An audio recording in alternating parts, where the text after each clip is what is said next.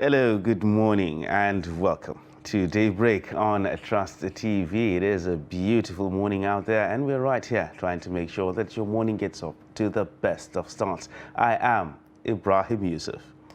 And indeed, welcome to the morning show on Trust Television, reaching you from Abuja. I am Ayuba Ilya. Super excited to have you join us this morning for this show, where we'll bring you all perspectives and bring you up to speed with some of the things that you need to know as far as national issues are concerned. Yes, national issues indeed. Lots of things happening around the country. Yeah, especially if you look at the political atmosphere in the country. It's all about 2023 general elections. Definitely. And politicians, candidates are jostling for votes from Nigerians, and they travel all across the country. Yesterday I was watching, and I could not help but notice how the fatigue is showing on some of the candidates. Exactly. From the travels and everything. There's still some way to go.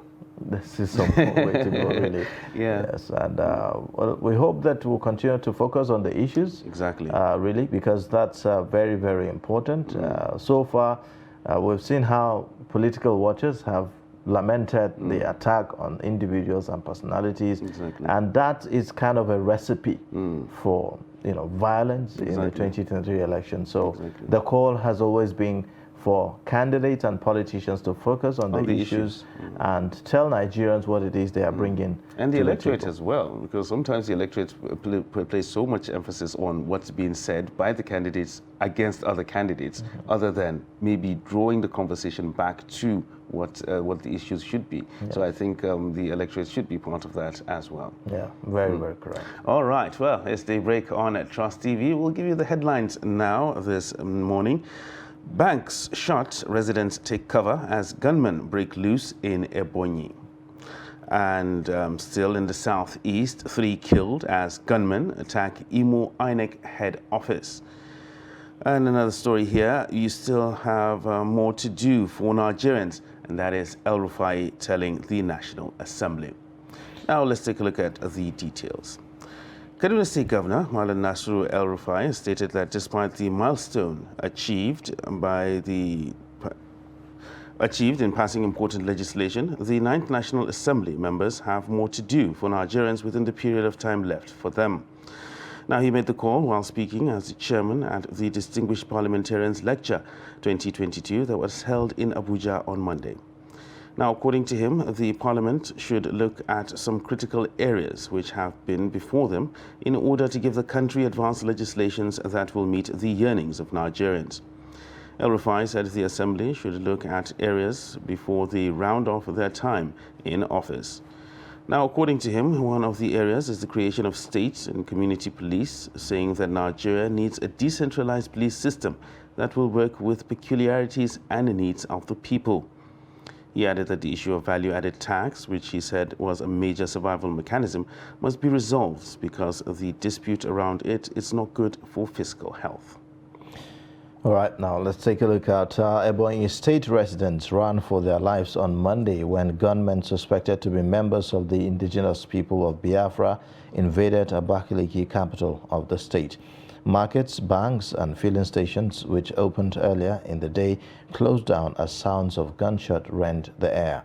The gunmen, who reportedly wore masks, raised a section of Ahiaofu Market located along the Abakaliki-Enugu highway. The action of the group was said to be part of the enforcement of the 5-day sit-at-home order declared in the region. The sit-at-home began on Friday, but Ebonyi residents defied it. However, the police public relations officer in the state, SP Chris Anyao, said there was no cause for alarm. And still staying in the southeast, the headquarters of the Independent National Electoral Commission, INEC, along Port Harcourt Road, Imo State, came under attack early Monday as gunmen invaded the office. Now, according to reports, the hoodlums, numbering more than 10, attacked the facilities of the electoral body at 3 a.m. More than 3 offices on the premises of the commission were torched before a reinforcement from Imo Police Headquarters dislodged the hoodlums, 3 of whom were reportedly killed. Now, 2 others were captured alive, while the police were said to be on the trail of other suspects. All right, so let's take a look at some of the packages that we have for you this morning. Residents of Awka, Anambra State are lamenting the rising cases of attacks in the southeastern part of the country. They said that the recent security crisis in the southeast region has taken a toll on businesses, political and social lives of the people. Take a look. According to some residents, the attacks have affected the political, social, business, and even religious lives of the people in the southeast, as their day-to-day activities have been restricted due to fear of what might happen at night. Everything concerning southeast has been negligent, have been suffering negligent based on security and other things. You can see this is Christmas. Christmas is here. I know a lot of people are not coming, are not going to return because of insecurity. A lot of people that are supposed to return and see their people, you know, as Southeast sounds, the way they behave every season like this, celebrating, you know, people in diaspora need to come back home, then live with their parents, see their family, and go back. And you can see how everywhere is scanty. I'm not sure people are returning because of insecurity. So whoever that is doing this thing, God is watching. I am not even happy because maybe one or two people might be my relative tomorrow. Who knows who will be the next? Even here I am talking, I am no longer secured. It is very, very bad. I think the government, if they are sleeping, they should wake up, most especially the governors in Southeast. The attacks are still ongoing, but looking at what is going on or what is currently obtainable, I can see things are, the rate of the attack is seriously dropping. It is seriously dropping. So it behoves on the government to sustain the war against insecurity, and also if some of those who are behind these attacks have been caught, they should be questioned well to know what actually are their opinions or their reasons for spearheading or being part of these attacks. The police, they are putting their best. These are people's fathers now. These are the people that have families. How will you give them toy gun to go and face somebody with AK-47? They are doing their job. They are trying their best. But government should provide more harmonizations that will make them to carry out their job effectively and also increase their salary, because what they are doing, they are facing the risk, the greatest risk of this time. They are the one facing it, not giving them peanut money and also giving them toy guns to go and face those bandits carrying AK-47. They are shooting sporadically. Our police, they need to crack their gun before they release bullets. Effort to speak with the police public relations officer in Anambra State, Ikenga Tochukwu, on present security situation were unsuccessful. Now, traditional rulers want Nigerians to support the government to execute credible 2023 elections and population census next year. Now, they made this known in Abuja during the National Council of Traditional Rulers meeting aimed at assessing the role of traditional rulers ahead of the election and population census. Trust TV's Kabir Lawal reports. This year's theme of meeting is planning towards successful conduct of general election as well as national population census. President Muhammadu Buhari, represented by the Secretary to the Government of the Federation, Boss Mustafa, said roles of traditional institutions in Nigeria cannot be overemphasized, noting that the collaboration will make the country grow to greater heights. The traditional rulers are seen across the country as the custodians of culture and tradition, and as such are expected to be neutral father figures in their respective domains. The traditional rulers are believed to have important roles to play for the successful conduct of the 2023 general elections, because they are the authority which the people in their community look up to for managing their affairs, because their authorities are rooted in tradition and the cultures and cultural values of our people. He said the forthcoming general election and population census is important, hence the need to work hand in hand to provide solid foundation to the future of the country. Chairman of the National Council of Traditional Rulers of Nigeria, Sultan of Sokoto, Saad Abubakar, said the traditional institution will not relent in contributing their quota in the upliftment of the nation. We know things are not all right, but there's nothing beyond rejection if we are committed, serious, and work with the fear of Almighty Allah Subhanahu wa Ta'ala in all our dealings. Because we know, as it said, to know you have a problem, you have half of the solution. The other half is for you to get up. Earlier, the Oni of Ife, Oba Adeyeye Ogunwusi, who is the co-chairman of the council, added that the call became imperative for the unity of the country, irrespective of tribe or religion. We should be very neutral in things we do. We shouldn't take sides of any political aspiration or affiliation. We know the challenges we are having in our dear country. What I will implore my brother traditional rulers is we should continue to pray for this country. We should continue to work towards the unity and togetherness of our dear nation, irrespective of the situation that we are currently getting ourselves involved in. The council expressed its support to the National Population Commission to conduct credible and reliable census, as it will go a long way to better the lots of the country. Kabir Lawal, Trust TV News, Abuja. All right. Now, presidential candidate of the People's Democratic Party, Atiku Abubakar, says he will initiate programs that will take millions of youths and women out of poverty if elected in 2023. The PDP candidate stated this during his campaign rally in Lafia, Nasarawa State. Abubakar Abdullahi files in this report. The PDP presidential candidate, who was delighted with the crowd that gathered to support his ambition, said many Nigerians are living in poverty and needed to be taken out of such squalid condition. He specifically explained that majority of youths and women who constitute a greater number of the total population are out of jobs, adding that there is need for the incoming administration to look into their plight with a view to bringing succor to them. I also want to use this opportunity to reiterate our commitment to making sure that our young men and women have jobs to do and have work to do when we come into office. That is why we set aside $10 billion so that we can pump this money into small, medium enterprises for our young men and women. Let me also announce that we will link up Nasarawa with all other neighboring states as far as our road infrastructure is concerned. He maintained that by so doing, insecurity and other social vices would be reduced in the country. On their part, National Chairman of PDP, Yochia Ayu, and Chairman Presidential Campaign Council, Governor Udom Emmanuel of Akwa Ibom State, said the North Central region has been a home of the PDP, and as such, Nasarawa State and other states in the zone would massively support the party in 2023 elections.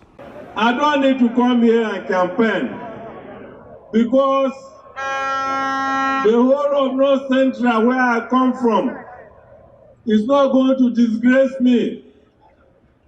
Every state in North Central is going to be won by the People's Democratic Party.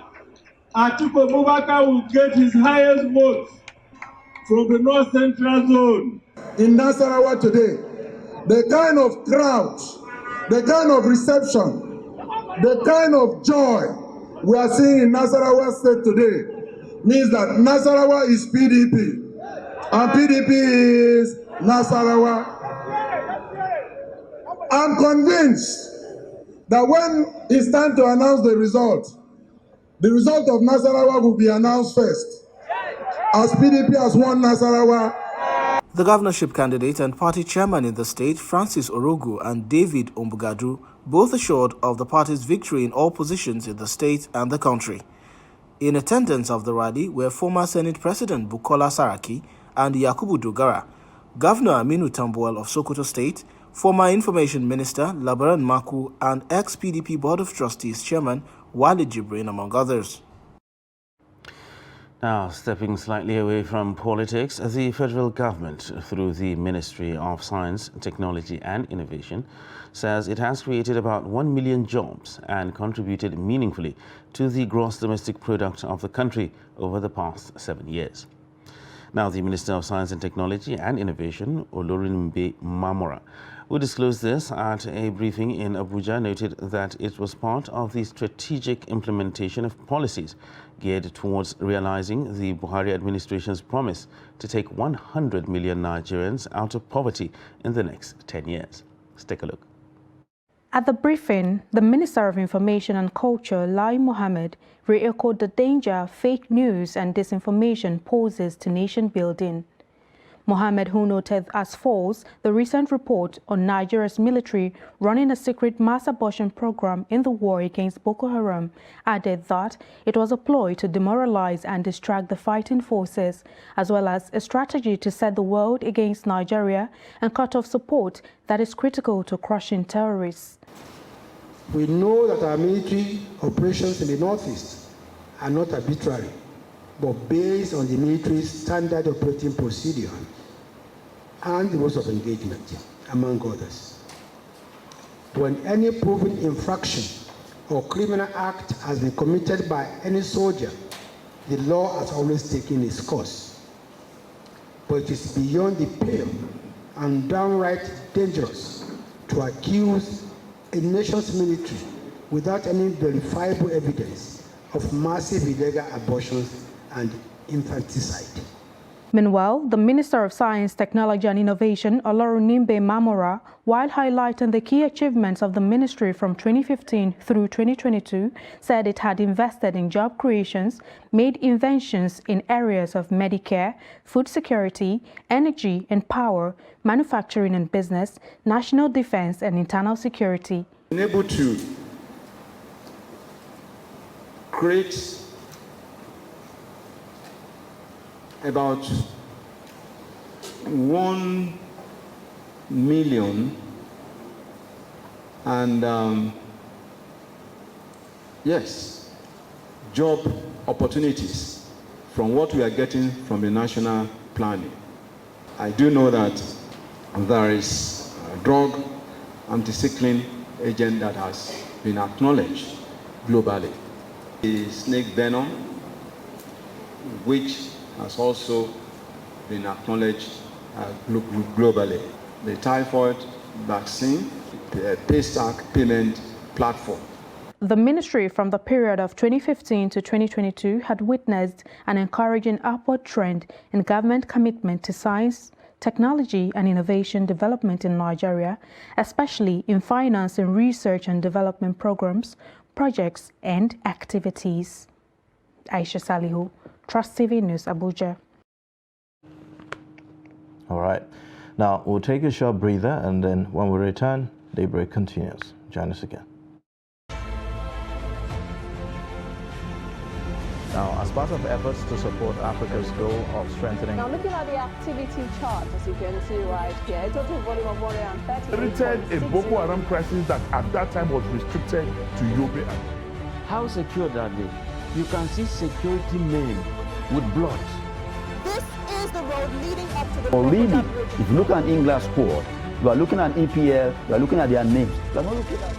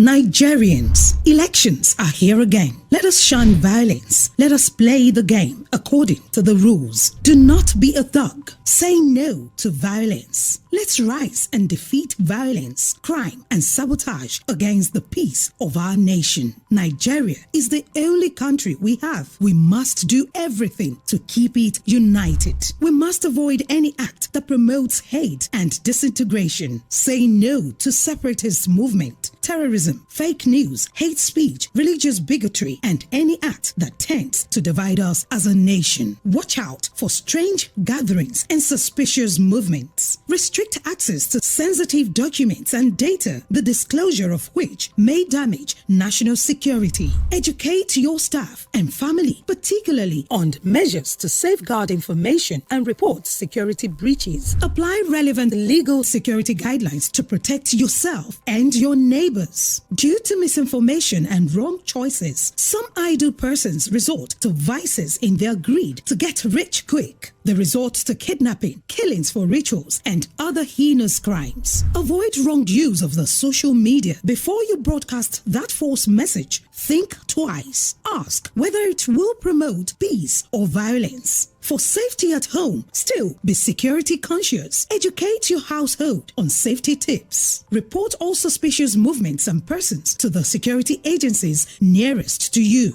Be a good citizen. Be patriotic. To pass security information, please call 0813-222-2105, 0915-339-1309, 0908-837-3514, or send a mail to dsspr@dss.gov.ng. This message is from the Department of State Services, DSS.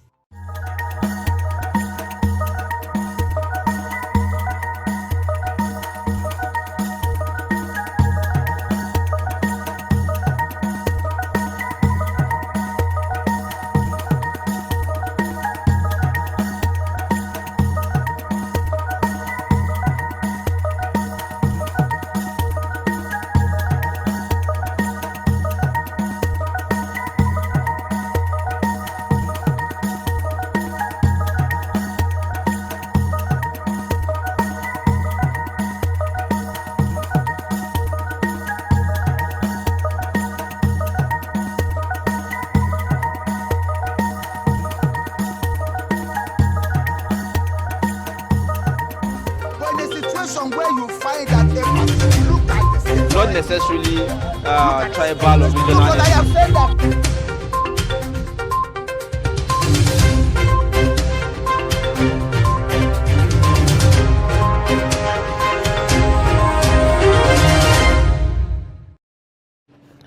All right, thank you for staying with us. If you are just joining, you're watching Daybreak on Trust Television.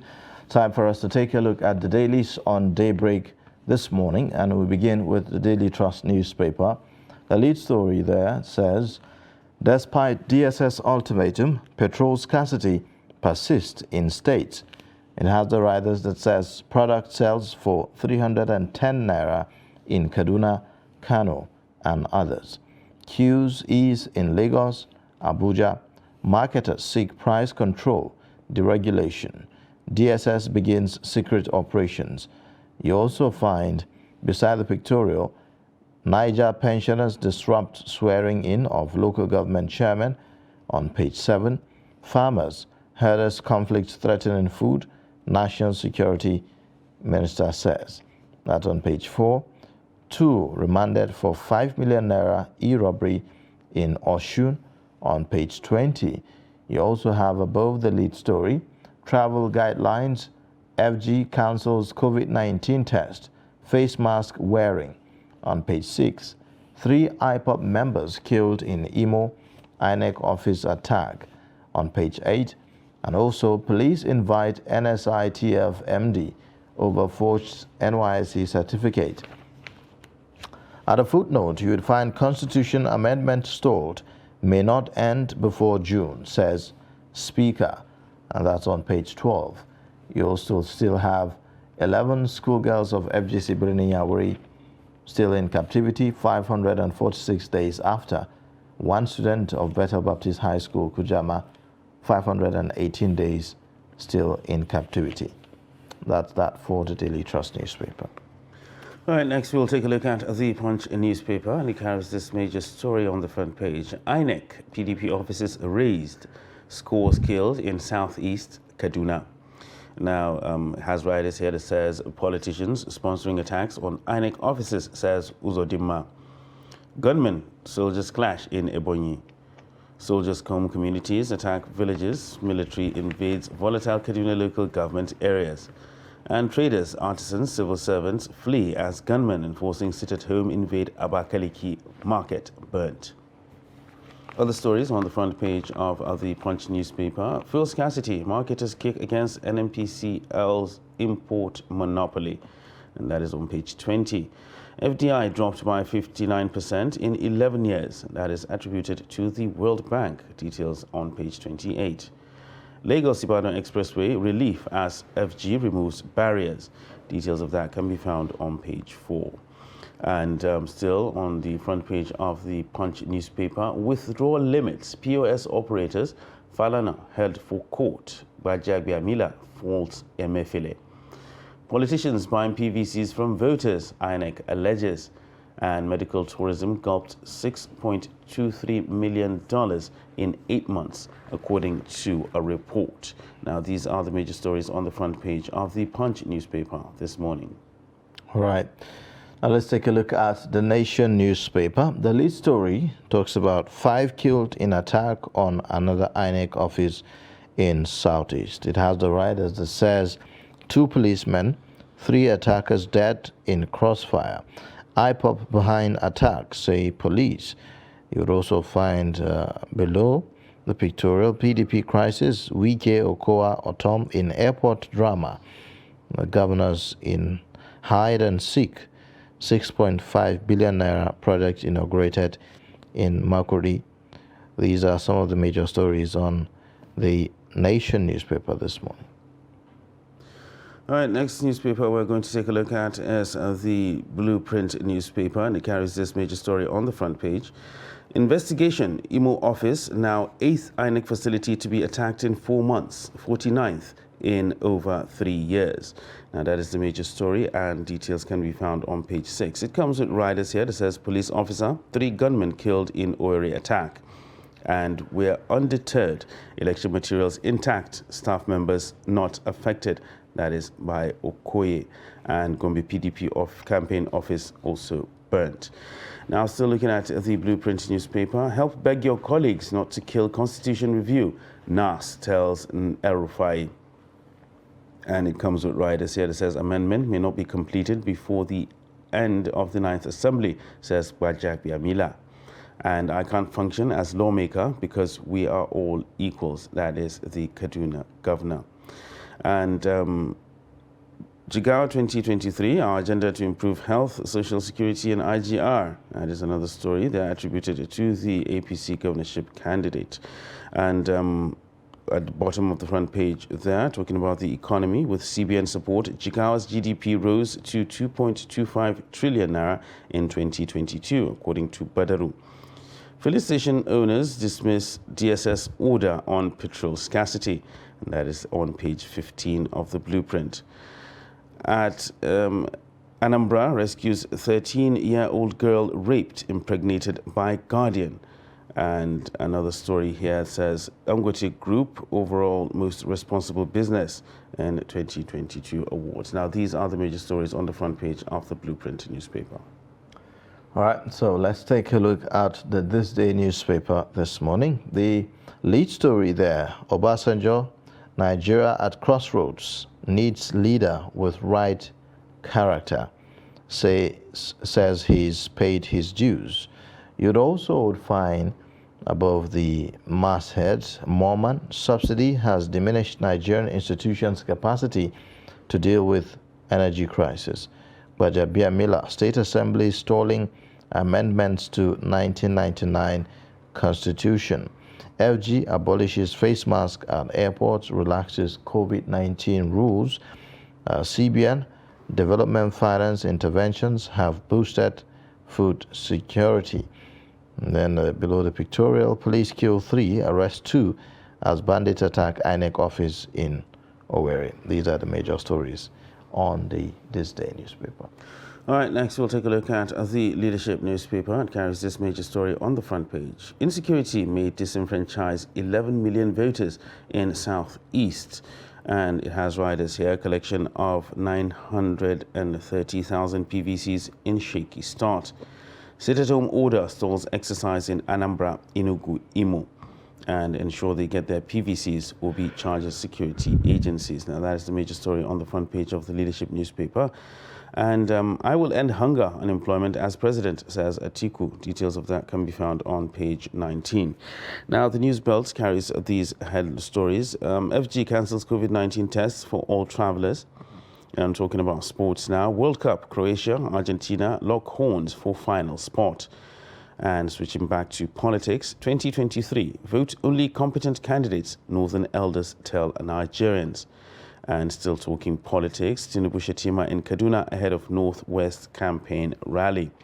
And above the masthead there, FG declares Reuters abortion report against military fake. And El Rufai to National Assembly, move VAT to exclusive list, pass state police bill. Details of that can be found on page 7. Now, these are the major stories on the front page of the Leadership newspaper this morning. All right, so let's get perspectives to some of the stories this morning on our front pages. We have joining us to talk more on this Hajia Zainab Okino. She's the chairperson, editorial board of the Blueprint newspaper. She is a guest reviewer this morning. Thank you so much for joining us, Hajia Zainab. Good morning.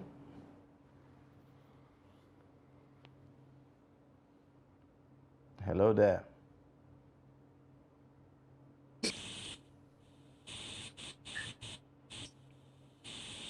Hello, are you there? Yeah. Okay, I can good hear. morning. I can hear you. Oh, great. Thank you so much for joining us on Daybreak this morning. All right. Thank you for having me. Yes. All right. So if you can hear me, first, let's go first to the issue of the constitutional review. Yesterday, we saw that meeting by legislators where a lot of issues were raised as far as the issue of constitutional reviews. Basically, the principal officers of the National Assembly are raising concern about the delay and in the whole process. States are yet to, we do not have the required number of states that have, looked into the constitutional review, and this has lingered for quite a while.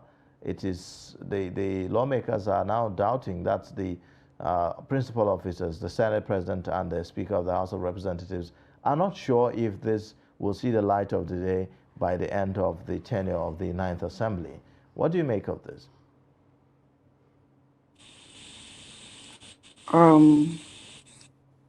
The fears of the National Assembly principal officers are genuine because over the course of time, we have seen how governors have bottled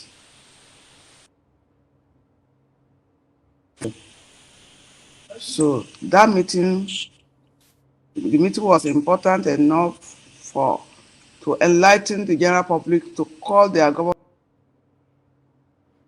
and ask them to do the needful. I think also good that the principal officers appealed to the governors to, this time around, do something about doing their own part so that the constitution amendment can go through. The governors, as I've said, they behave like, they are like dictators. They are in charge of their states. They dictate what should be and should. Over the years, every effort at amending the constitution has always been scuttled by them, including even autonomy for state assemblies. So, I'm happy that this meeting took place, and I hope governors will accede to the request of the assembly to swallow and allow the constitution to be, and so that we can have the required number, that's 2/3, to completely amend the constitution before the end of this administration. Otherwise, we start all over again and spend more money and achieve nothing in the end. All right, so just to add to what you just said, now if this constitutional review is not completed and is not passed before the end of this, the tenure of this assembly, what does that entail for the next assembly that's coming in? Just like you said, that means, do we have to start afresh totally, or do we continue from where this one stopped? What is that? What does it actually entail for the new assembly that's going to be instituted? We start all over again. We've seen this over the years. We start all over again because they will also come with their own principal officers that will charge of review, and they will go to all the 36 states and start all over again. And that's the reference I made earlier on, that it means we are going to, it has become a merry-go-round for our legislation. Well, maybe to some not their fault, but to a large extent, they also have their own blame. They all have their own issues. It's fact that our own is my major concern. That we seem unserious that we have to go over some issues over and over when we should be taking on some progress. They are the polity as they affect our lives. But then we start, we scuttle it, we start all over again, then it's scuttled again, mainly because governors are cooperating. All right. The state assemblies are raising certain issues as some of the reasons why some of them are delaying the process. They have made submissions, they have made requests about certain bills that they want the National Assembly to include in the constitutional review. One of them is the issue of state policing. You also have the issue of state judicial council streamlining of procedures and then also one of them is also streamlining the procedures for the removal of presiding officers of state houses of assembly, rather than just the impeachment process that we have right now, and then also institutionalization of legislative bureaucracy in constitution. So perhaps is there a justification for this, given the fact that they also have their own interest? Yeah, so of course there's justification for the issue of state policy. This is an issue that we can no longer run from, because even the presidential all parties are talking about they are talking about autonomy for local government or state police. So there's an extent I think our people are stuck in the past and they are ready to make progress. We cannot continue to say that this will not work, this will not work because our people are like this, our people are like this. No, you have to make progress. No constitution is sacrosanct. Every now and then, efforts are made to either remove certain things or add the other. So the issue of autonomy for local government, state police for the state it has come. It's not an issue we can run from anymore. So whether these governors like it or not, if it doesn't happen in their lifetime, it will eventually happen. Or if it doesn't happen while they are in office, it will still happen one day. They cannot run away from it. And I agree that there should be institutionalization of certain things, because all the problem we have as a nation is that our institutions are not working. We build our country, we build our state, even at the moment, around powerful individuals so much so that when those powerful individuals are no longer there, everything collapses. No, we need to institutionalize everything so that whether it is me that is there or whoever is there, we know that there are steps to follow. So with them that whether it is about the principal officers and how they should be elected, if they also invest, they are not there forever. Someday they will have to live there. So as long as these laws will create an environment that can our politics can thrive, our bureaucracy can thrive successfully, it is good for all of us. So I think the governors need to really cooperate. All right. So, in the course of analyzing that, you actually made mention of something very important, which is the creation of state police, which has a lot to do with security. And of course, we know the kind of insecurity challenges bedeviling the country as it is. Because right now, we woke up to news of another INEC office in Imo that was attacked and it was razed. And of course, the growing number of these attacks on these INEC offices.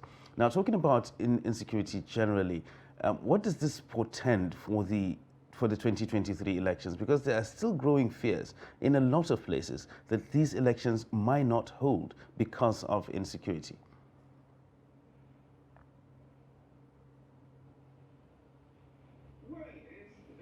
Phenomenal sign, obviously, and I'm afraid not for the southeast, especially where insecurity has been, where these attacks on INEC offices have been rampant. For the first time in the history of the country, we have a candidate in presidential race that is quite popular among the youth across the country. There's that possibility he can win the election if he works harder than what they are currently doing. And here is his own backbone, political base, trying to scuttle what is potentially a good omen for them. So it's bad enough that this is bad enough that it's happening at this time. So, and I had the governor say, what is the motive? He cannot say that he doesn't, but he asked the, okay, what's actually the motives of this? Perhaps we can trace it to the fact that the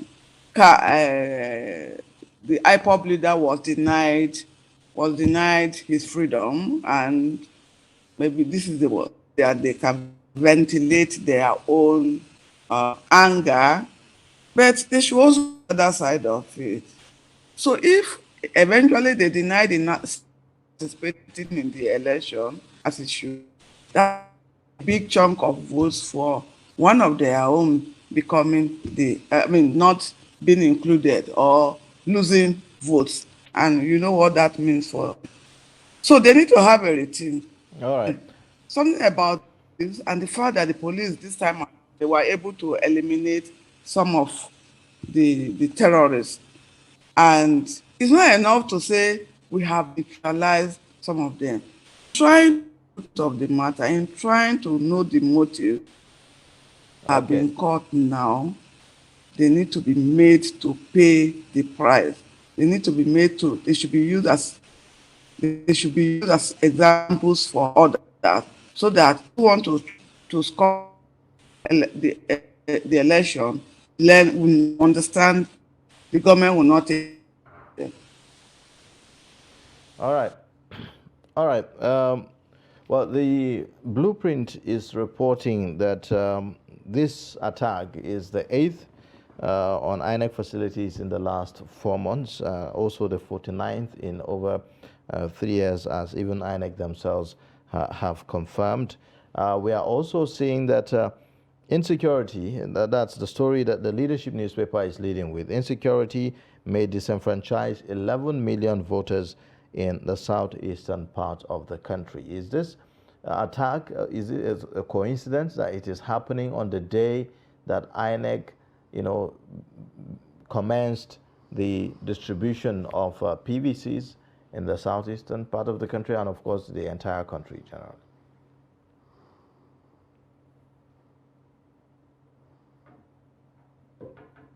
Hello? Hello?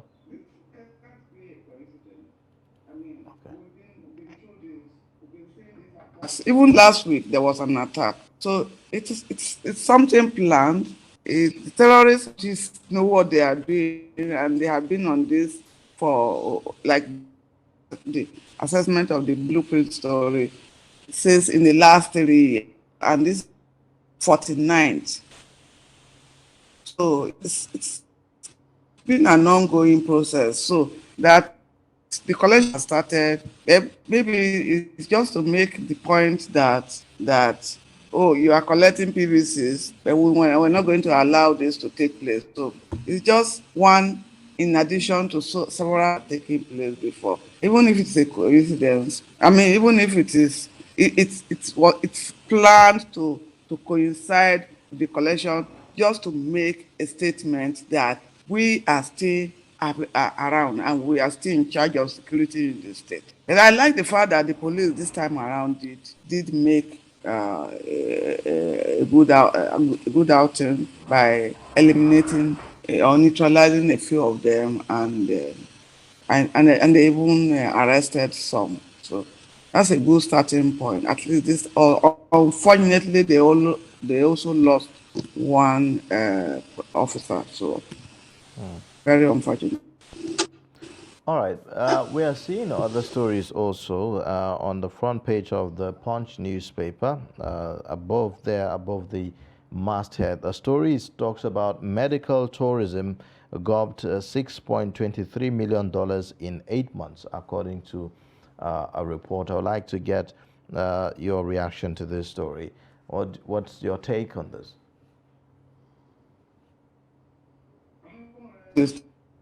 Understand what do you mean by gobbed so amount?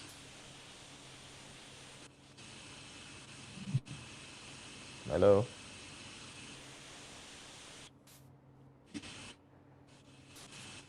Can you hear me? Yes. So the story talking about, the amount spent so far on medical tourism. Yes. I understand now. Amounting to $6.23 million in I mean, 8 months that's alone. okay. So I wouldn't know how the Punch newspaper came about their lump sum, but we know those who are going for medical tourism. They are our people now, our rich men that tourism, starting from the president himself. So I'm not surprised that much was expended on medical tourism when part of it could have been used to fix right here in Nigeria.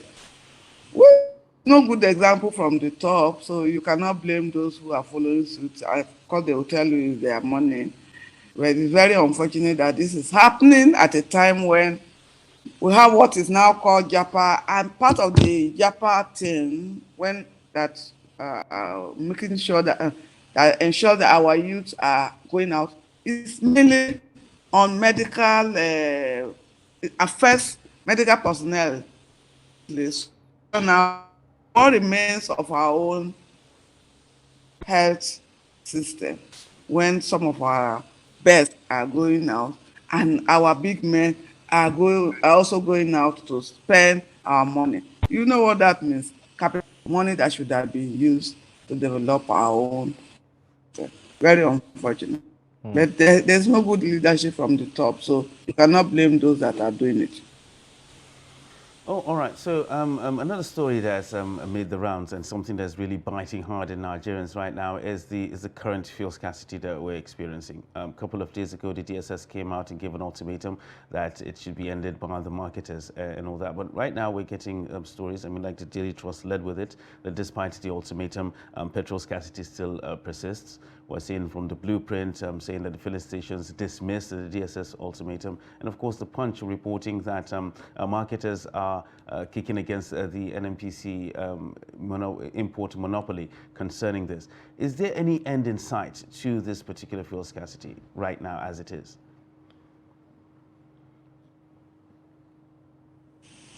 You know, this that that we have other issues. It's always a seasonal thing. December period, Christmas, and so many activities. It's so a seasonal thing.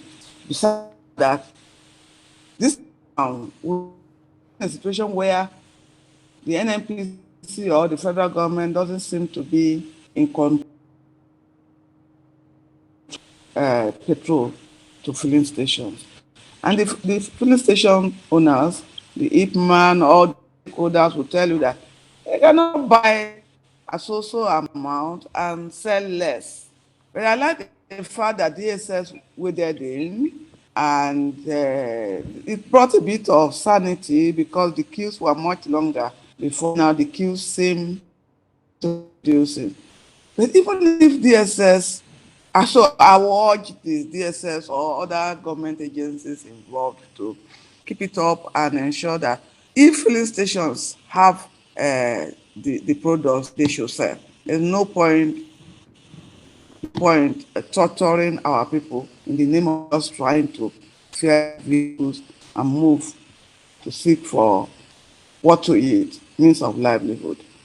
And then supply, we need to tackle the problem by a background.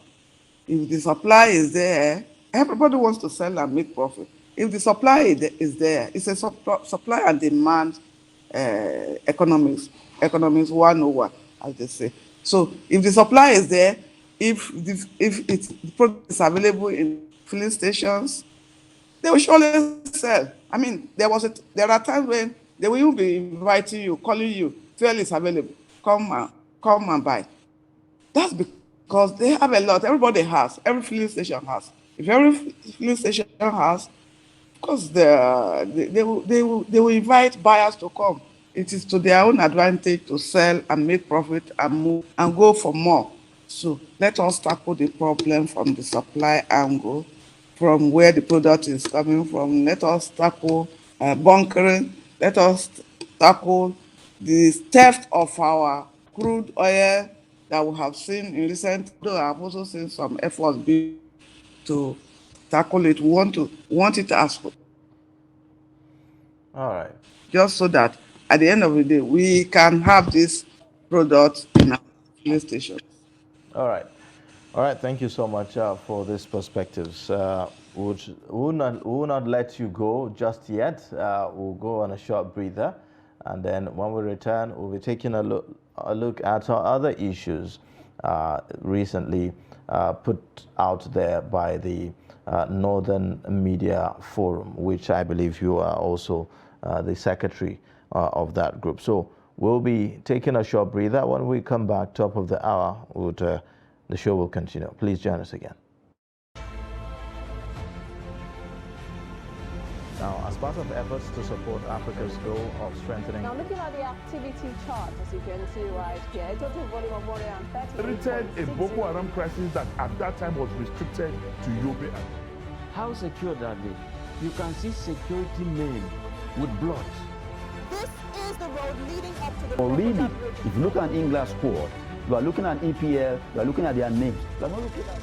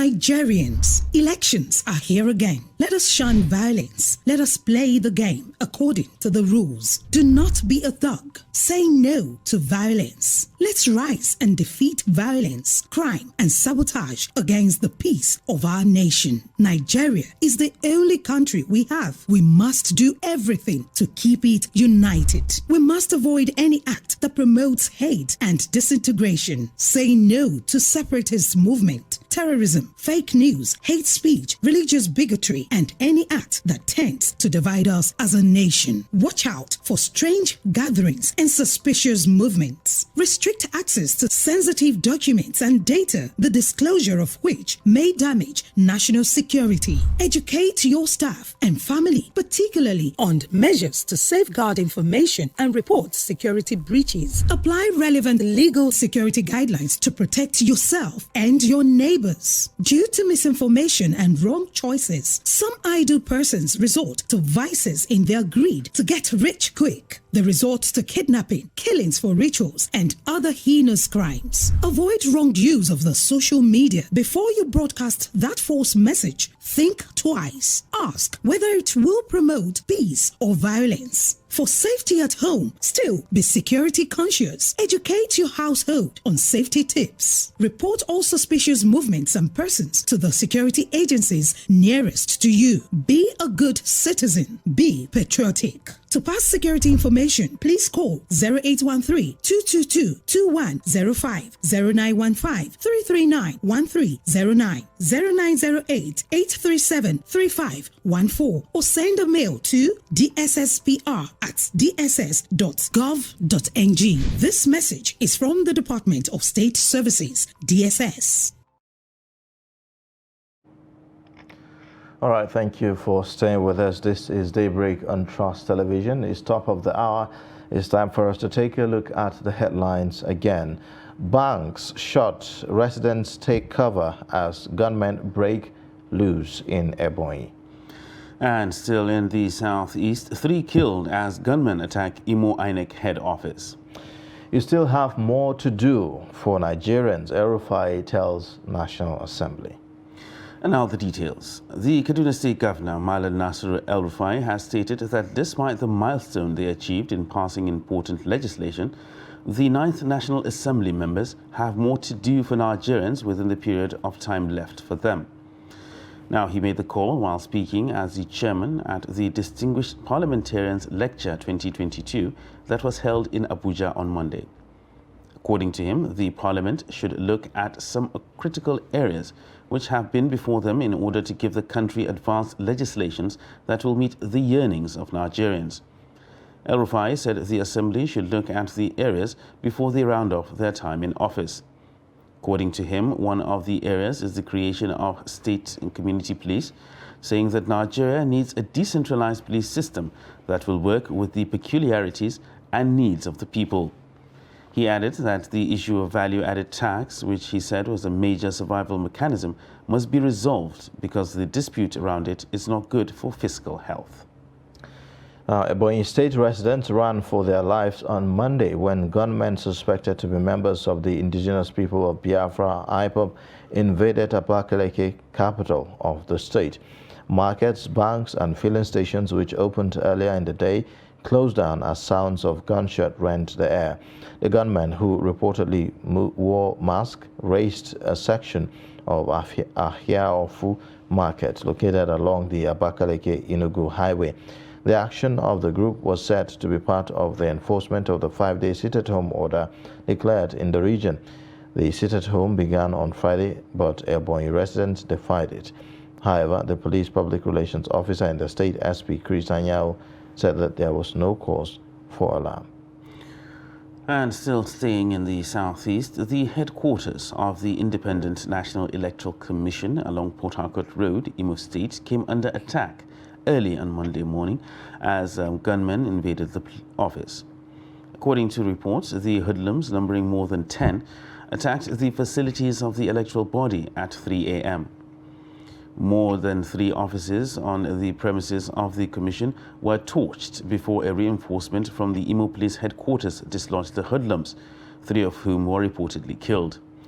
Now, 2 others were captured alive, while the police were said to be on the trail of other suspects.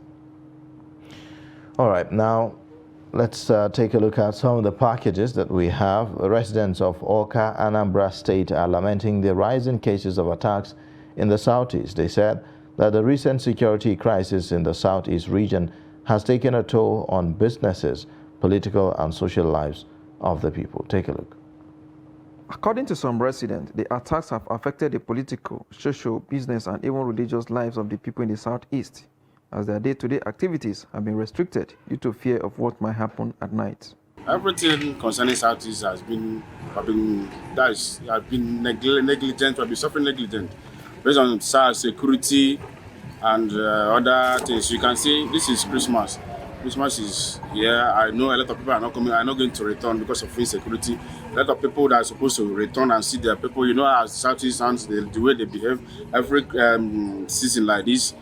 Celebrating, people in diaspora need to come back home, then live with their parents, see their family, and go back. And you can see how everywhere is scanty. I'm not sure people are returning because of insecurity. So whoever that is doing this thing, God is watching. I am not even happy because maybe 1 or 2 people might be my relative tomorrow. Who knows who will be the next? Even here I am talking, I am no longer secured. It is very, very bad. I think the government, if they are sleeping, they should wake up, most especially the governors in Southeast. The attacks are still ongoing, but looking at what is going on or what is currently obtainable, I can say things are, the rate of the attack is seriously dropping. It is seriously dropping. So it behoves on the government to sustain the war against insecurity, and also if some of those who are behind these attacks have been caught, they should be questioned well to know what actually are their opinions or their reasons for spearheading or being part of these attacks. The police, they are putting their best. These are people's fathers now. These are the people that have families. How will you give them toy gun to go and face somebody with AK-47? They are doing their job. They are trying their best. But government should provide more harmonizations that will make them to carry out their job effectively and also increase their salary, because what they are doing, they are facing the risk, the greatest risk of this time. They are the one facing it, not giving them peanut money and also giving them toy guns to go and face those bandits carrying AK-47. They are shooting sporadically. Our police, they need to crack their gun before they release bullets. Effort to speak with the police public relations officer in Anambra State, Ikenga Tochukwu, on present security situation were unsuccessful. All right. So now let's hear from Ohaneze Ndibo worldwide on the incessant violence in the southeastern part of the country. We have the National Publicity Secretary, Dr. Chidozie Alex Bonia, joins us via phone from Enugu State. Thank you so much, Dr. Chidozie, for joining us on Daybreak this morning. Hello, Dr. Chidozie, are you there? Yeah, good morning. How are you? Well, I'm doing very well. Thank you so much for joining us. Yes. So, yes, we saw a statement released by Ohaneze Worldwide that is linking this recent arrest and attacks on INEC facilities to one Simon Ekpa, and you are calling for his arrest and repatriation back to Nigeria. Can you tell us more about this? Well, Ohaneze issued a statement about last week asking Igbos to disregard the 5-day sit-at-home by Simon Ekpa. Also, urging all youths in Igbo to cooperate with Ohaneze to ensure that the sit-at-home does not work. And also reminding the youth that they are crippling the economy of the Southeast. And that you don't spread the barrel or the gun inwards. And ultimately, there's nothing to gain by all these incessant sit-at-homes. So we did that. However, it was a partial compliance. The damages were caused, deaths, facilities were burnt. So it's very unfortunate, and it is something that is worrisome, especially when the 2023 is fast approaching. So that's it. All right, so now you made mention of the 2023 general elections. Now, if the insecurity situation actually continues as it is right now in the southeast, how will that affect the chances of Ndigbo actually making a statement when it comes to electing the next government? Because there are fears that elections might not hold in some places, and definitely voices need to be heard. How will that affect the Igbo nation? Yeah, this is not the first time.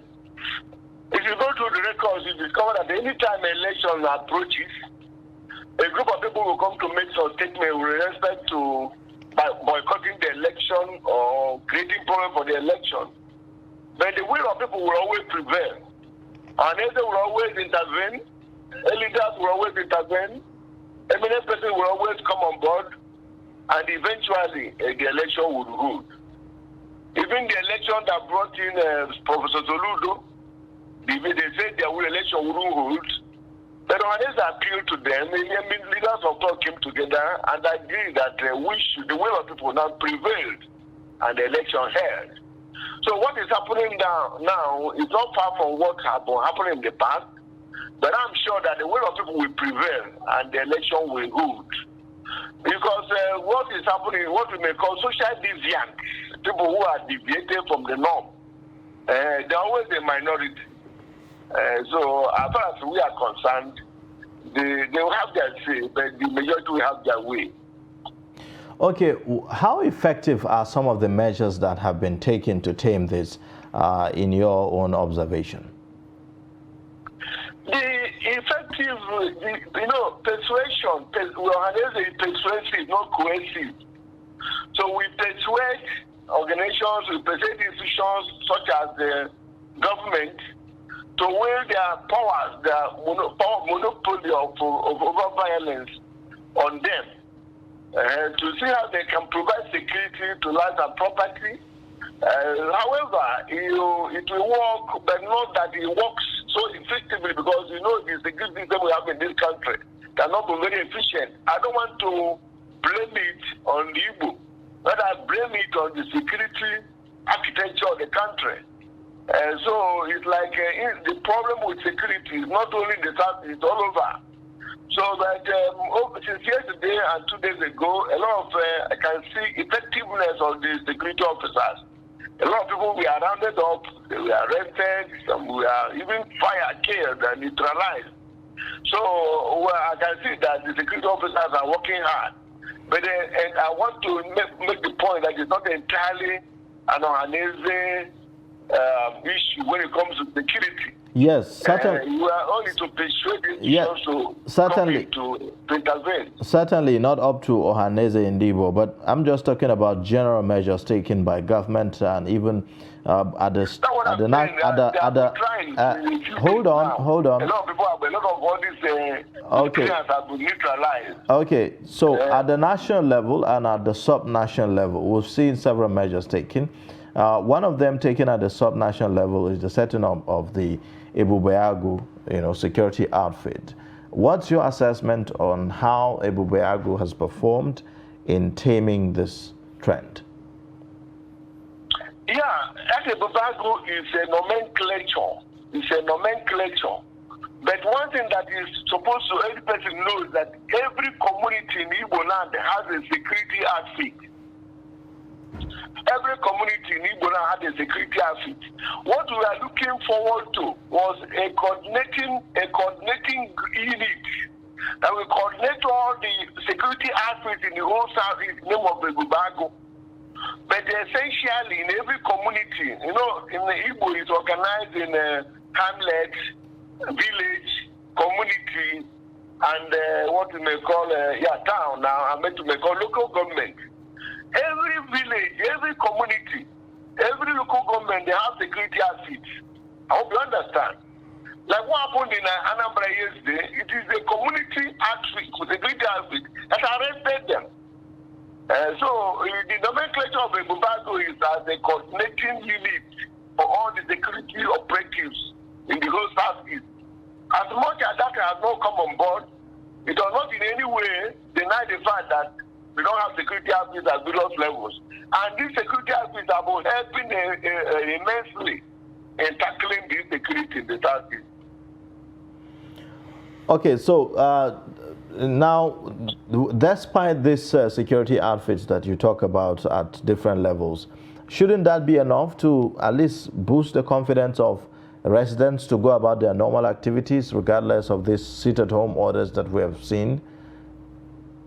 Yeah, no matter how effective, it still requires the collaboration of the state actors, that is the state security operatives. Because sometimes the firearms of all these non-state actors may be formidable. So that's why it requires the collaboration of the state actors to come in collaboration with the local operatives. And like I said, about 2 days now they have been trying. All right, so earlier you made mention of Ohaneze being a persuasive body rather than a coercive one. However, do you think the power of persuasion now will be enough to give people the required confidence that they need to actually go about their normal businesses if their lives are actually being threatened physically? How persuasive do you think Ohaneze can be in calming these people and making them have the confidence to come out and, of course, continue their normal businesses? No, Ohaneze, what we are doing persuasive is like when we persuade institutions on security. They have more stimulated now. Like what happened today is that we persuaded them and they are coming to a full action. So it's not like it's persuasion alone, no. I'm saying we persuade persons, we persuade organizations, we persuade leaders and so on to activate their prowess towards security. And I'm saying that through that persuasion now, both the state government and the security officers have come on board. And the story is different is day to day. All right. Well, thank you so much for joining us on Daybreak and giving us this more perspectives on what's happening in the southeastern part of the country. Dr. Chidozie Alex Bonia, the National Publicity Secretary of Ohaneze Ndibo Worldwide. Thank you. Thank you. All right. All right, now, so let's move on to other stories. The traditional rulers want Nigerians to support government to execute credible 2023 elections and population census next year. Now, they made this known in Abuja during the National Council of Traditional Rulers meeting aimed at assessing the role of traditional rulers ahead of the election and population census. Kabir Lal tells us more. This year's theme of meeting is planning towards successful conduct of general election as well as national population census. President Muhammadu Buhari, represented by the Secretary to the Government of the Federation, Boss Mustafa, said roles of traditional institutions in Nigeria cannot be overemphasized, noting that the collaboration will make the country grow to greater heights. The traditional rulers are seen across the country as the custodians of culture and tradition, and as such are expected to be neutral father figures in their respective domains. The traditional rulers are believed to have important roles to play for the successful conduct of the 2023 general elections because they are the authority which the people in their community look up to for managing their affairs, because their authorities are rooted in tradition and the cultures and cultural values of our people. He said the forthcoming general election and population census is important, hence the need to work hand in hand to provide solid foundation to the future of the country. Chairman of the National Council of Traditional Rulers of Nigeria, Sultan of Sokoto, Saad Abubakar, said the traditional institution will not relent in contributing their quota in the upliftment of the nation. We know things are not all right, but there's nothing beyond redemption if we are committed, serious, and work with the fear of Almighty Allah in all our dealings. Because we know, as it said, the more you have a problem, you have half of the solution. The other half is for you to get up Earlier, the Oni of Ife, Oba Adeyeye Ogunwusi, who is the co-chairman of the council, added that the call became imperative for the unity of the country, irrespective of tribe or religion. We should be very neutral in things we do. We shouldn't take sides of any political aspiration or affiliation. We know the challenges we are having in our dear country. What I will implore my brother traditional rulers is we should continue to pray for this country. We should continue to work towards the unity and togetherness of our nation, irrespective of the situation that we are currently getting ourselves involved with. The council expressed its support to the National Population Commission to conduct credible and reliable census, as it will go a long way to better the lots of the country. Kabir Lawal, Trust TV News, Abuja. All right, thank you for staying with us. Now, the federal government, through the Ministry of Science and Technology and Innovation, says it has created about 1 million jobs and contributed meaningfully to the gross domestic product of the country over the past 7 years.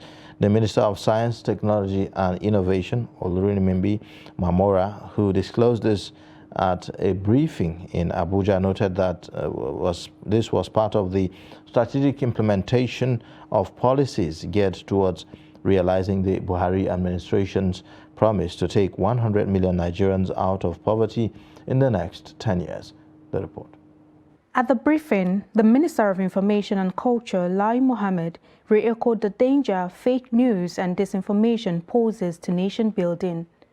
Mohammed, who noted as false the recent report on Nigeria's military running a secret mass abortion program in the war against Boko Haram, added that it was a ploy to demoralize and distract the fighting forces, as well as a strategy to set the world against Nigeria and cut off support that is critical to crushing terrorists.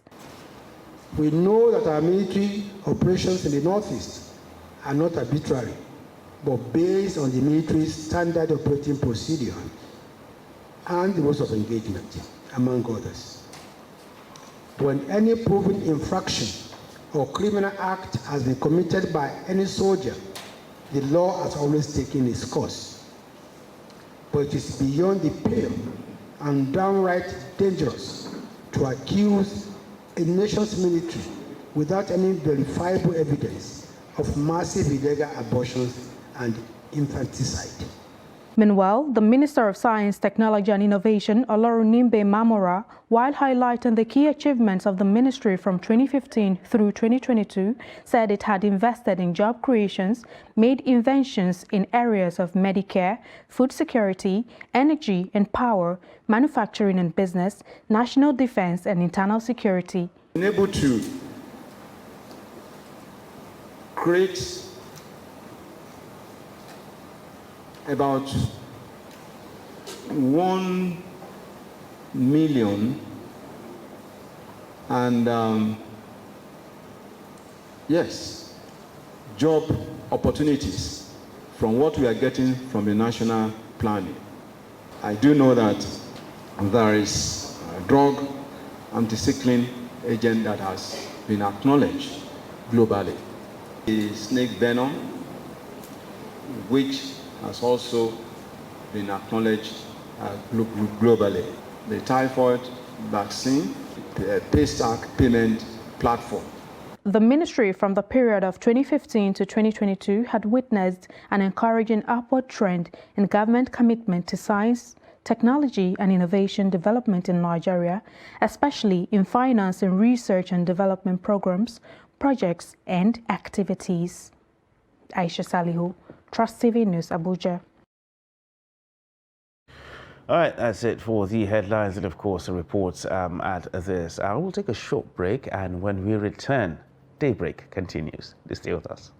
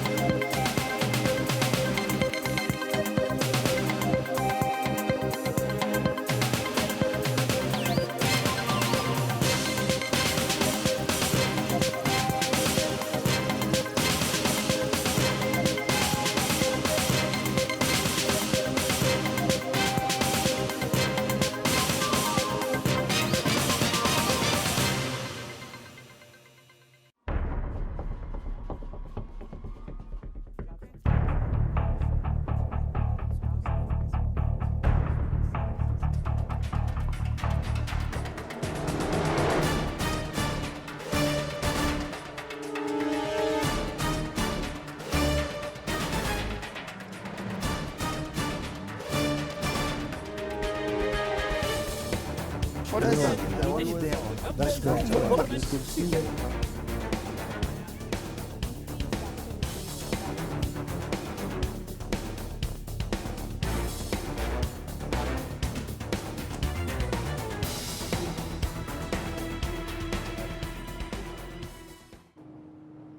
All right, thank you for staying with us. This is Daybreak on Trust Television. Now, from the 15th of November 2020 to mid-January 2023, StarTimes has packaged an unbelievable promo bundle like never before. We have in the studio the Zonal Brand and Marketing Manager, StarTimes, Stephanie Aka, in the studio to talk to us about this package that StarTimes has for us, even as we approach the Yuletide season. Welcome to Daybreak this morning.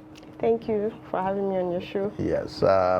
Apparently, StarTimes is out to make sure that Nigerians have the best of the seasons this time around, going by these promos that I'm seeing. Talk to us more about what's in the offing for us.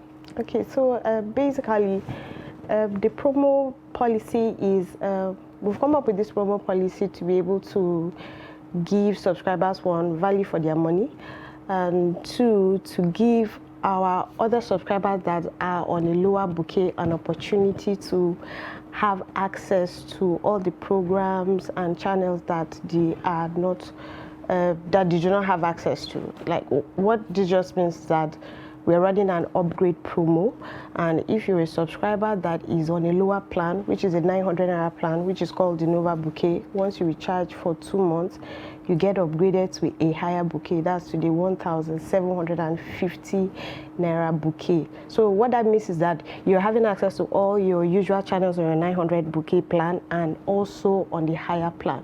So you're experiencing new movies, new series, new content, as regards to what you're usually having access to before. And new channels. Yes, a new channel. So basically, it's called the StarTimes Better Level Upgrade Promo.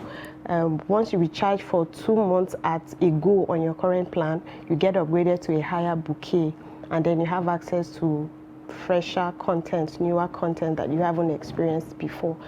And that's not just all that comes with this particular promo policy. You also stand a chance to win an exciting gift. So we are actually running a lottery that allows you to take home maybe a 55 inches television or a 24 inches television or a blender or a sound system.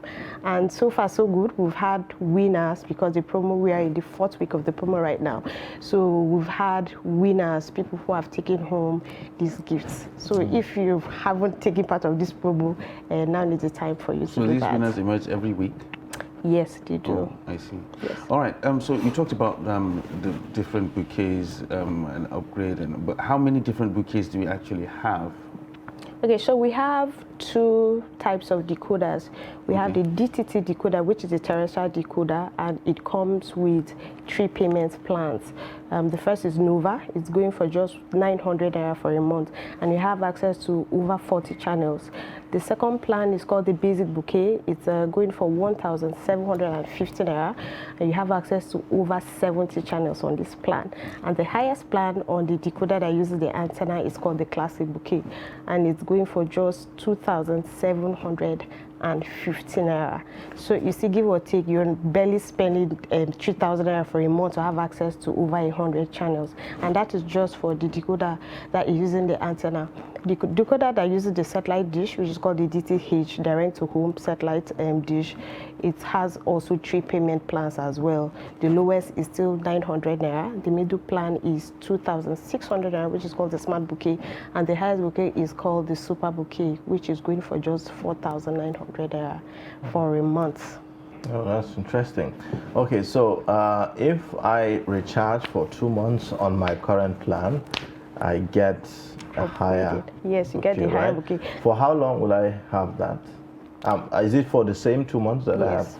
Yes, for the same 2 months. Now, if you're the Nova Bouquet, or you're on the Smart and Basic Bouquet. When I say Smart and Basic, I mean Smart is for DTH, Basic is for DTT, but you're on the same level. So if you're on the Nova Bouquet, you recharge for 2 months, we upgrade you to Basic or Smart Bouquet for 2 months. If you're on the Smart or Basic Bouquet and you recharge for 2 months, we upgrade you to the Classic or the Super Bouquet. Now, if you're on the Super or the Classic Bouquet, which is the highest plan, you have 10 extra days because you don't have another bouquet to upgrade you to. So you get 10 extra days, and then you also qualify for a raffle draw. All right. Well, you talked about having more content, new channels. To what can I expect as a StarTimes subscriber? Okay, so apart from our usual content that we also have a lineup of content that comes from different categories, different genres. You know, what you might like to watch might not be what I like to watch. So we cater to everyone's needs, to everyone's likes. So we cover all categories and all genres. And for this week, for our content highlight for this week, we're going to start with the sports segment. We all know the World Cup is on. I don't know if you're following it as I'm following it. Following the World Cup. Yes, okay. So for this way, you can have StarTimes. We're already giving our customers an opportunity to watch all the matches for free because we're showing it on the NT Sports channel, channel 270, and it's actually a free channel on our platform. So our subscribers can watch it for free on our platform. And today, Argentina is actually playing with Croatia today at 8 p.m. So you can watch this match for free on the StarTimes platform. And the other content that I would like to talk about are our Bollywood content. We all know that StarTimes is the home of Bollywood. On the StarTimes platform, we have different kinds of Bollywood channels. We have Bollywood channels that showcases only Bollywood movies, like the Z Bolly Movies channel, and we have a lineup of movies showing this week from yesterday to Sunday. And then we also have another Bollywood channel called Z Cinema. On this cinema is actually also a Bollywood movie channel, and we have movies lined up as well for our subscribers.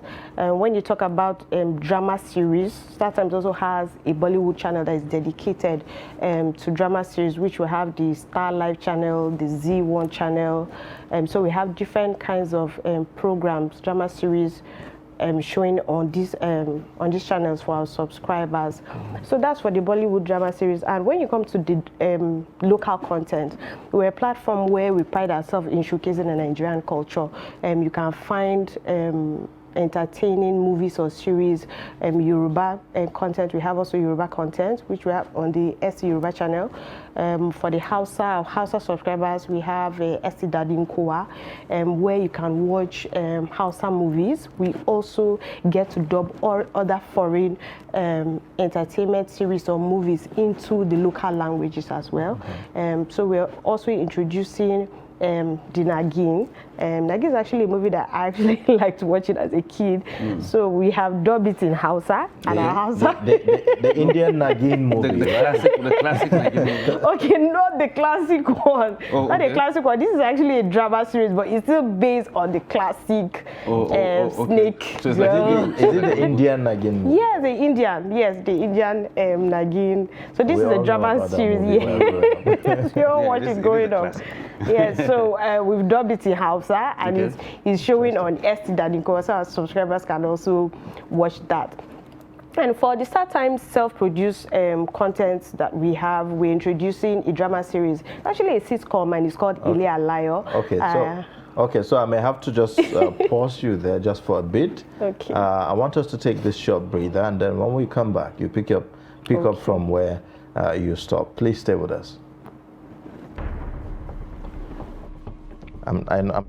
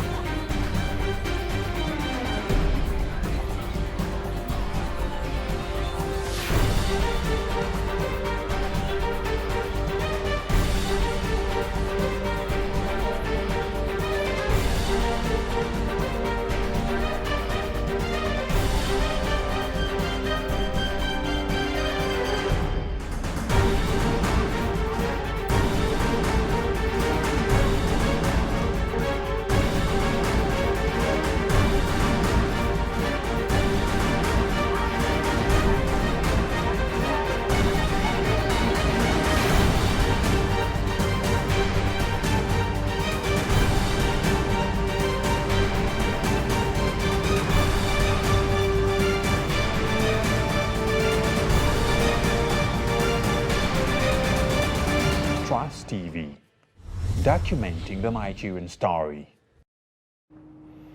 All right, thank you for staying. It's Daybreak on Trust Television. We still have Stephanie Aka, the Zonal Brand and Marketing Manager of StarTimes, with us in the studio talking to us about some of the packages that StarTimes is bringing to your living rooms this Yuletide season. So, yes, you can now proceed on the packages you were talking to us about. Okay, so I was talking about the content, and we, as subscribers, can have access to the World Cup showing on the NTA 24.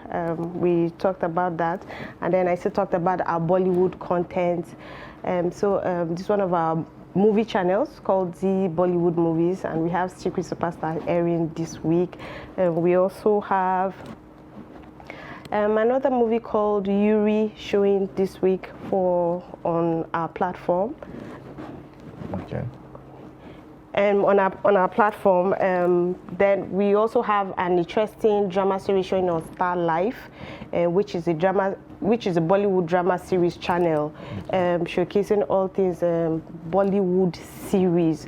So we talked about that, and I was talking about our local content. StarTimes produced a hilarious sitcom. It's called Ile Alayo. It's a Yoruba drama series, and it has an interesting cast. We have the likes of Brother Shaggy, Mr. Macaroni, Adebayo, Salami, and on this program. We also have, I now talked about that. We also have another interesting category for our subscribers. The children are not left out. We have a lot of kiddies channels for our subscribers. We have the CBBS channel, which is an educative movie channel. Your kids get to have some problem-solving skills and to learn some games.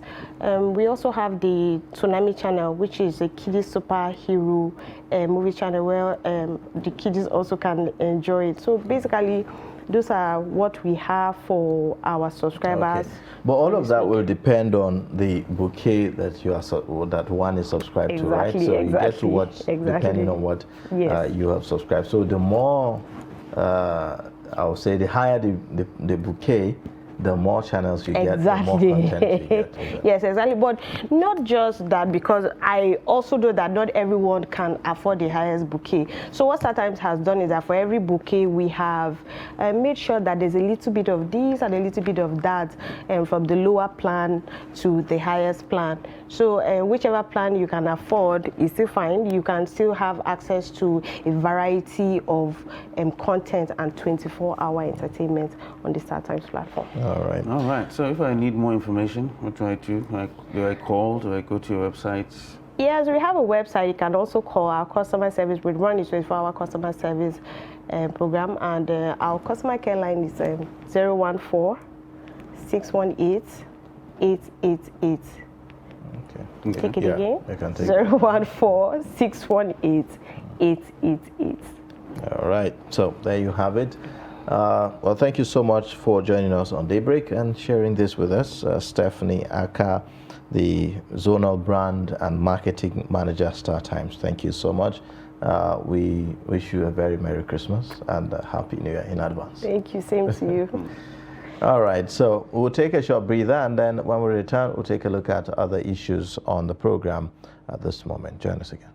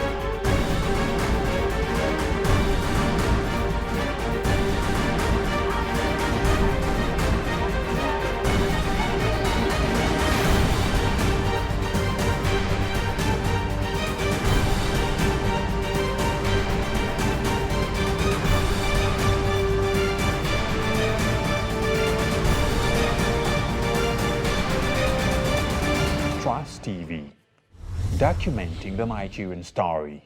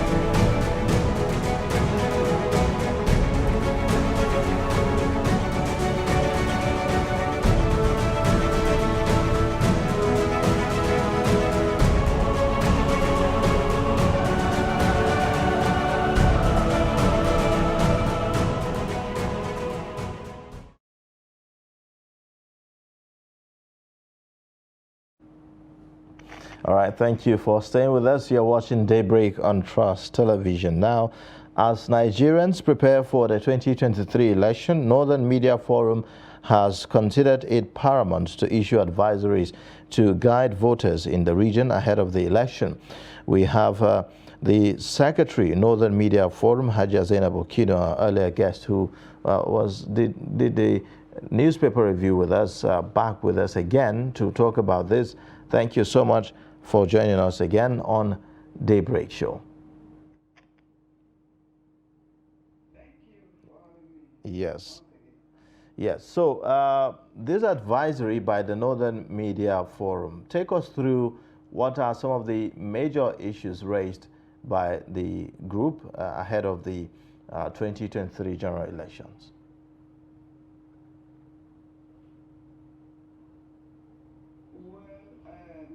Thank you.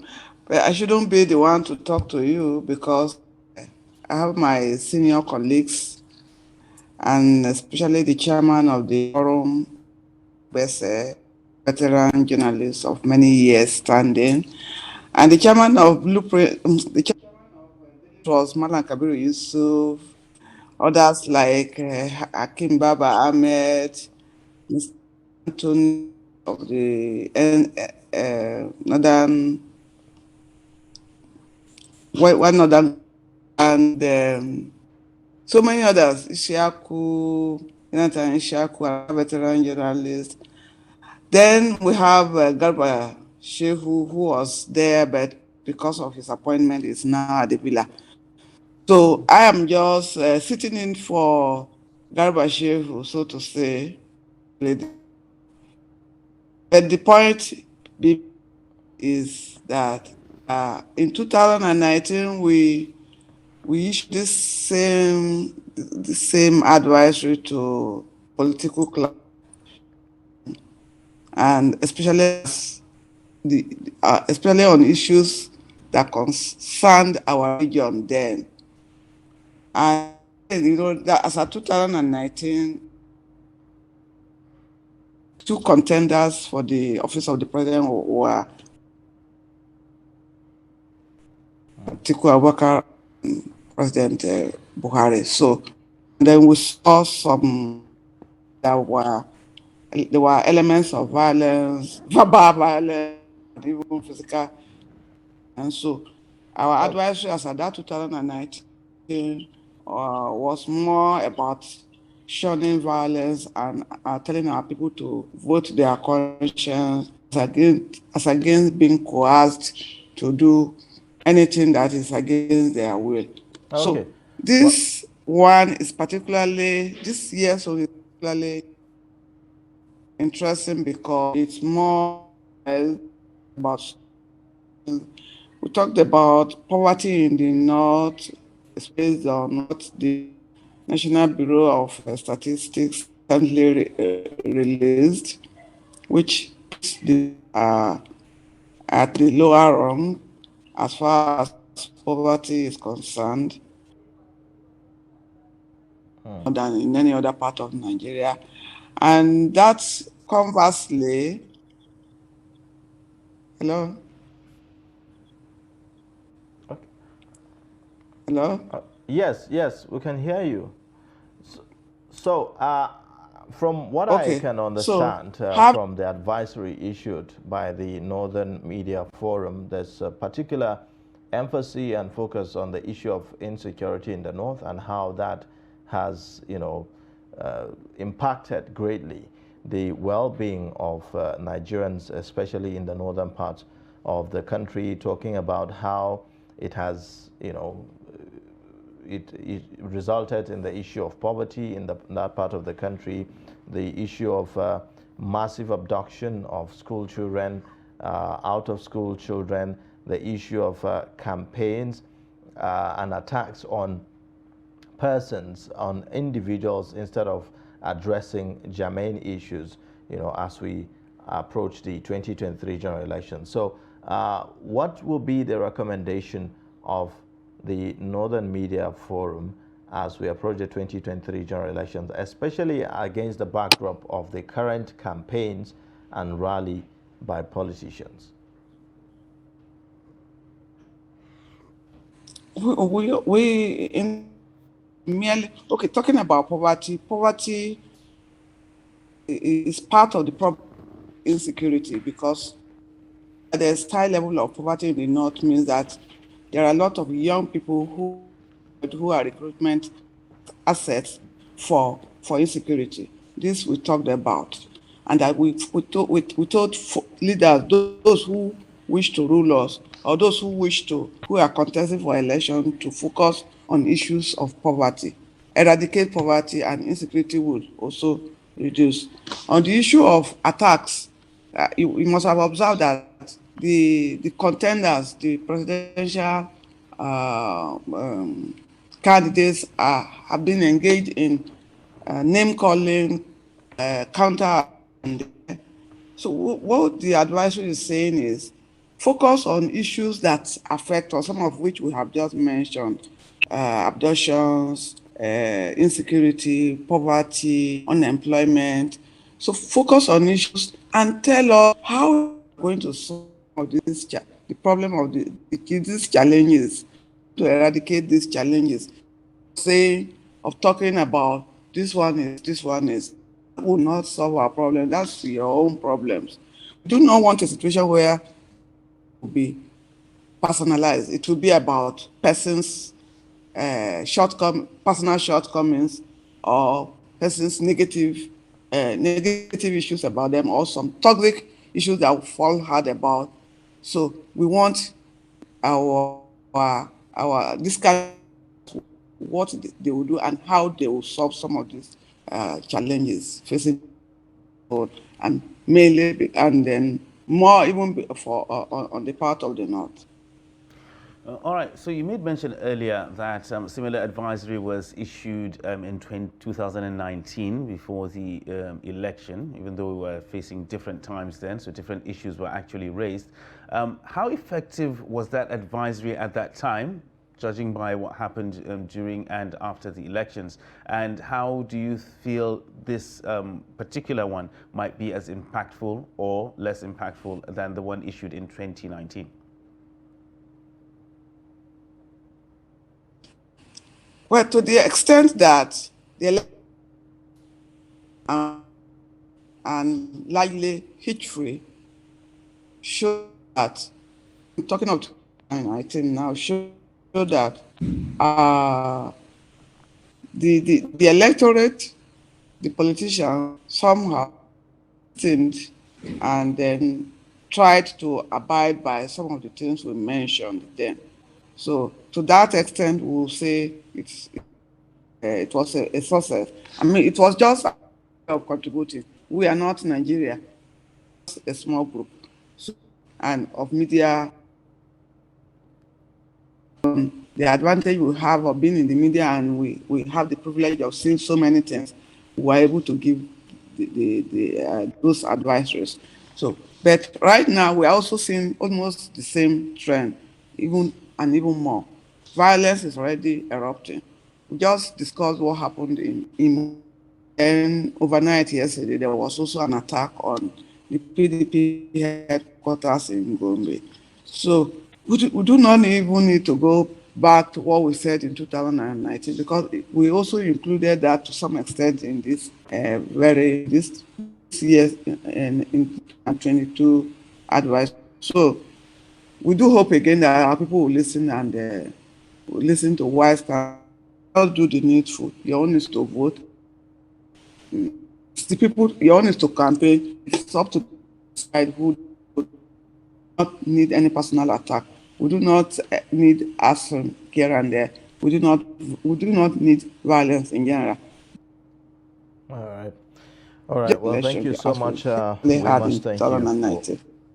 must thank you for joining us on Daybreak this morning and sharing with us on this issue. Thank you so much, the Secretary, Northern Media Forum, Hajia Zainab Okinu. We appreciate you.